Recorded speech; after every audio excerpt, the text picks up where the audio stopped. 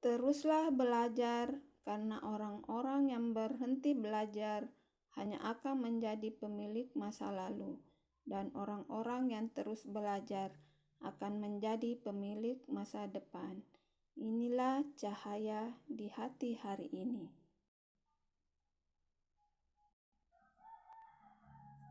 Hai, Assalamualaikum warahmatullahi wabarakatuh. Apa kabar santri An-Nur yang soleh-soleha? Semoga baik dan sehat walafiat semuanya. Alhamdulillah, semangat, Allahu Akbar. Alhamdulillah kembali bertemu dengan saya pada pembelajaran bahasa Indonesia. Sebelumnya, ayo sama-sama membaca doa sebelum belajar. Rabbi zidni ilman warzuqni fahman waj'alni minas sholihin. Ya Allah, tambahkanlah aku ilmu, berilah aku karunia agar dapat memahaminya, dan jadikanlah aku termasuk orang-orang yang soleh. Baik, kita mulai pembahasan hari ini. Saatnya kita berkarya membuat dan menyajikan teks deskripsi secara lisan dan tulisan. Tujuan pembelajaran kita hari ini adalah setelah mengikuti pembelajaran, santri mampu pertama menelaah struktur dan bahasa teks deskripsi, kedua sudah mampu berkarya dengan membuat teks deskripsi, menulis teks deskripsi sebuah objek yang diamati, kemudian santri menyajikan teks deskripsi secara lisan. Ayo simak video contoh teks deskripsi objek wisata yang saya upload di grup WA. Ada juga saya upload di Google Classroom. Objeknya berbeda. Oke, inilah langkah-langkah menulis teks deskripsi. Pertama, tentukan objek. Pada bagian ini, penulis santri sekalian harus menulis judul teks yang harus berisi objek yang dideskripsikan. Misalnya judulnya Pondok Pesantren Kebanggaanku atau Kampung Halamanku yang Indah atau Museum Rotterdam yang penuh sejarah. Itu contoh-contoh judul teks deskripsi yang di dalamnya harus berisi objek yang dideskripsikan. Kedua, buatlah kerangka bagian yang akan dideskripsikan. Contohnya, jika kita mengambil judul Pondok Pesantren Kebanggaanku, maka kita membuat kerangka bagian pertama adalah bagaimana gedungnya. Kemudian kita deskripsikan besarnya atau kecilnya, bagaimana kualitas bangunannya seperti apa, kokohkah, modern atau bagus, serta deskripsi warna catnya misalnya. Kemudian kerangka bagian yang kedua bisa mendeskripsikan halamannya. Bagaimana luasnya, bagaimana tamannya, apa-apa yang ada di tamannya, dan lain-lain. Kemudian kerangka bagian yang ketiga misalnya adalah kita mendeskripsikan gurunya, berapa jumlahnya, nama-namanya, dan perasaan santri sekalian bagaimana terhadap guru. Kerangka bagian yang keempat misalnya teman. Santri mendeskripsikan bagaimana temanmu, berapa banyak, apa saja yang kamu lakukan dengan temanmu dan perasaanmu bersama teman-teman. Langkah ketiga,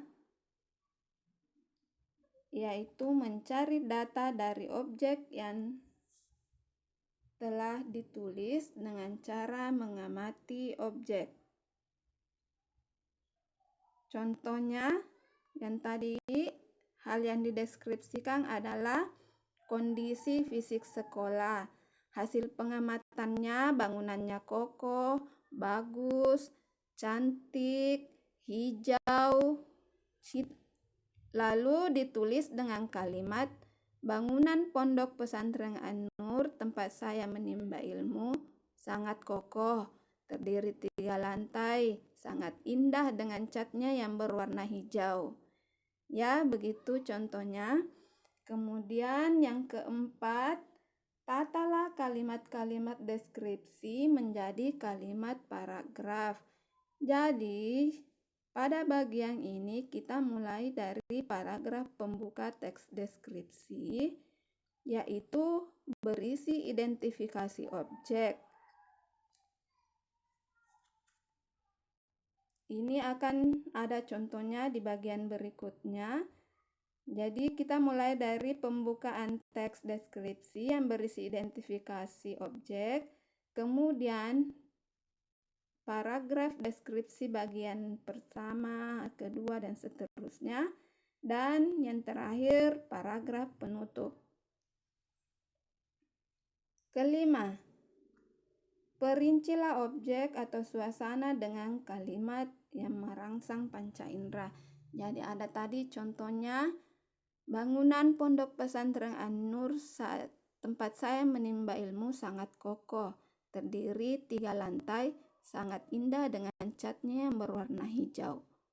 Itu ada kalimat-kalimat yang merangsang panca indera seperti panca indera penglihatan yang bisa melihat warna hijau, sangat kokoh, terdiri dari 3 lantai. Itu perincian-perincian yang merangsang panca indera sehingga orang yang membaca seperti melihat apa yang kita lihat.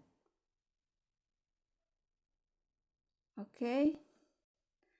Selanjutnya, ini adalah struktur teks deskripsi, di mana paragraf 1 berisi identifikasi umum objek atau berisi nama objek yang dideskripsikan seperti lokasi, sejarah lahirnya, makna nama objek, hingga pernyataan umum tentang objek.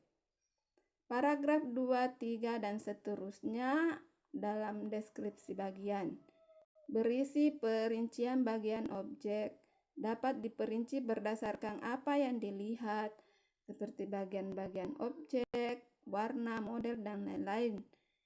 Bisa juga berisi perincian apa yang didengar, mendengar suara apa saja, dan lainnya. Bisa juga berisi perincian apa yang dirasakan penulis terhadap objek. Kemudian paragraf terakhir atau kesimpulan dan kesan. Contohnya, sungguh kaya warisan budaya Indonesia. Kita bangga memiliki warisan budaya dengan nilai artistik yang tinggi dan unik. Rumah adat Tongkonan warisan budaya yang perlu kita jaga. Nah, setelah mengetahui langkah-langkah dan struktur teks deskripsi, saatnya kita menunjukkan karya melalui tugas pertemuan 3, yaitu menulis teks deskripsi, kemudian menyajikannya secara lisan. Jadi santri sekalian bisa memilih objek. Ini ada saya bisa tulis, bisa kalian pilih. 1, Pondok Pesantren An-Nur. 2, tempat wisata Bantimur Maros. 3, lingkungan tempat tinggalmu. 4, Benteng Fort Rotterdam Makassar. 5, perkebunan teh Malino. Setelah menulis teks deskripsi, kalian belajar menjadi reporter acara jalan-jalan atau traveling. Biasa juga ada yang buat vlog, di YouTube, ada juga. Kalian harus belajar menyampaikannya secara lisan. Oke? Tugas ini nanti dikumpul pada pertemuan pekan depan. Jadi waktunya 1 minggu untuk menyelesaikan tugas menjadi reporter jalan-jalan. Demikian pertemuan kita kali ini. Semoga ada manfaatnya dan apa yang kita kerjakan mendapat ridho Allah Subhanahu wa Ta'ala. Mohon maaf bila ada salah-salah kata. Ayo kita tutup pertemuan ini dengan membaca doa penutup majelis. Maha suci Engkau ya Allah, dengan memujimu, aku bersaksi bahwa tiada Tuhan melainkan Engkau. Aku memohon pengampunanmu dan bertaubat kepadamu. Amin ya Rabbal Alamin. Assalamualaikum warahmatullahi wabarakatuh.